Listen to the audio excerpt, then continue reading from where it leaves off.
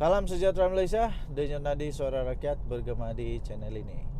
Ada satu artikel berita yang saya baca.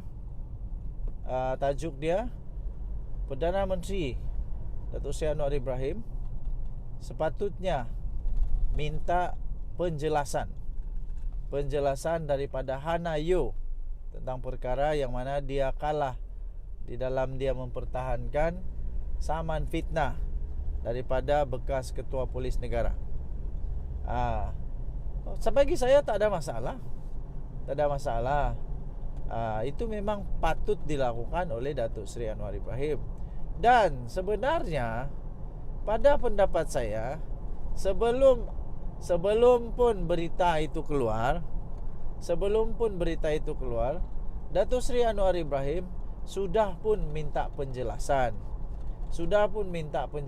daripada Hannah Yeoh. Takkanlah dia nak biarkan begitu saja. Anda jangan salah faham. Perdana Menteri sekarang Datuk Seri Anwar Ibrahim bukan Muhyiddin Yassin. Bukan Muhyiddin Yassin yang banyak dia tak tahu. Bukan Muhyiddin Yassin yang banyak dia tak tahu. Banyak sangat dia tak tahu. Perdana Menteri sekarang ni bijak luar biasa. Semua benda dia tahu. Sebab dia buat betul-betul kerja sebagai Perdana Menteri. Lepas itu pegawai-pegawai dia pun melakukan kerja. Sebab semua sudah berubah. Kita punya budaya kerja di Malaysia sudah berubah hasil daripada inisiatif Perdana Menteri untuk mengubah landscape budaya kerja di Malaysia. Dia sudah tanya. Okey. Dan saya rasa Datuk Seri Anwar Ibrahim berpuas hati. Mungkin dia sudah berpuas hati dengan penjelasan daripada Hannah Yeoh. Sebab itu Hannah Yeoh tidak dipecat. Kalau Datuk Seri Anwar Ibrahim rasa Hannah Yeoh ini memang patut untuk dipecat, saya fikir dah lama kena pecat. Tak payah nak suruh Hannah Yeoh letak jawatan lah. Tak payah nak suruh Hannah Yeoh letak jawatan. Datuk Seri Anwar Ibrahim sendiri akan pecat Hannah Yeoh sekiranya memang Hannah Yeoh tidak lagi mampu, tidak lagi layak untuk menjadi Menteri Belia dan Sukan. Tapi kerana kerja Hannah Yeoh bagus, dan mungkin penjelasan dia kepada Datuk Seri Anwar Ibrahim dah cukup, dah jelas, dan hanya memerlukan Datuk Seri Anwar Ibrahim untuk sedikit masa untuk memberikan kenyataan ke apakah, kita tunggu saja. Datuk Seri Anwar Ibrahim dah berpuas hati, taklah pecat. Alamak, tak payah nak ajarlah Datuk Seri Anwar Ibrahim jadi Perdana Menteri untuk pecat ke. Tak payah. Sebab Datuk Seri Anwar Ibrahim Perdana Menteri yang cukup bagus. Tak mainlah sikit-sikit lawan pecat, sikit-sikit lawan masuk icebox. Dibuang di tempat yang sejuk. Tak mainlah. Datuk Seri Anwar Ibrahim tak main benda-benda begitu. Tapi bagi mereka yang tiada kompetensi, bersedialah. Yang tidak cemerlang di dalam melakukan kerja, bersedialah untuk diambil tindakan, termasuklah dipecat. Memang itu biasa berlaku di mana-mana pun. Memang biasa berlaku. Kalau engkau tidak pandai buat kerja sebagai menteri, sebagai timbalan menteri, atau apapun jawatan, walaupun jawatan itu jawatannya biasa-biasa, tetap akan dipecat juga. Itu biasalah. Okey. So kita tunggu apa kenyataan rasmi daripada Datuk Seri Anwar Ibrahim kalau ditanya oleh pemberita tentang perkara tersebut. Denyut nadi suara rakyat bergema di channel ini. Jangan lupa tekan butang subscribe, like dan share. Malaysia kita punya, cintai Malaysia aku, kita jaga kita. Bye bye. Salam sejahtera Malaysia. Denyut nadi suara rakyat bergema di channel ini.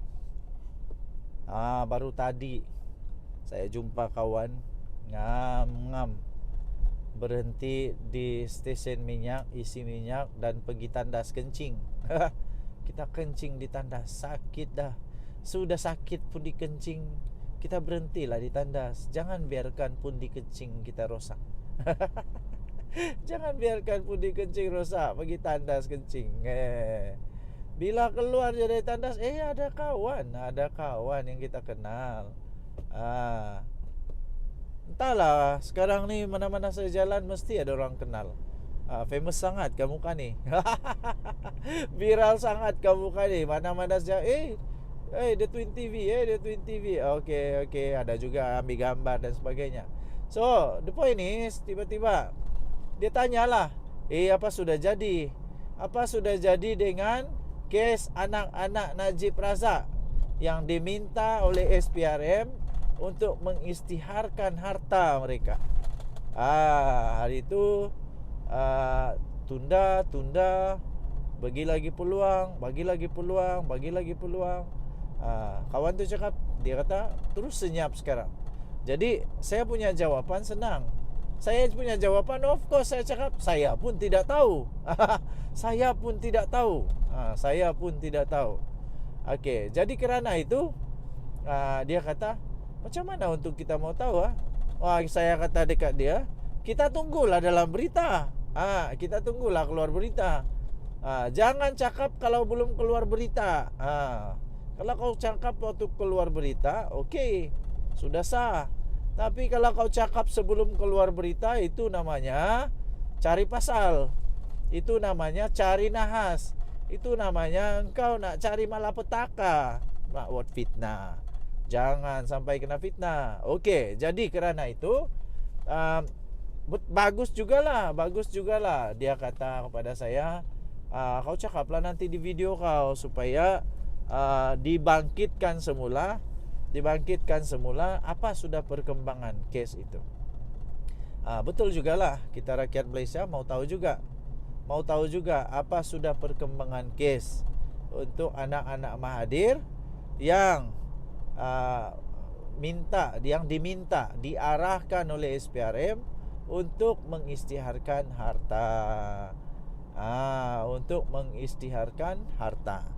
Jadi memanglah rakyat Malaysia ada hak untuk mau tahu apa perkembangan seterusnya. Saya pun mau tahu juga. Betul, terus terang, saya sendiri pun mau tahu apa perkembangan dia. Betulkah anak-anak Mahathir ni ada sembunyikan kekayaan, ataupun mereka betul-betul ada kekayaan yang legitimate, dengan cara yang legitimate, dengan pengisytiharan yang jujur. Jangan pula jadi macam ada orang yang tidak mengisytiharkan harta dengan betul. Ikutlah cara Datuk Seri Anwar Ibrahim. Dia tetap mengisytiharkan harta dia, tak takut pun. Nak takut apanya? Bayar sajalah teks. Takkanlah mau sembunyi-sembunyi sampai tidak mau bayar teks.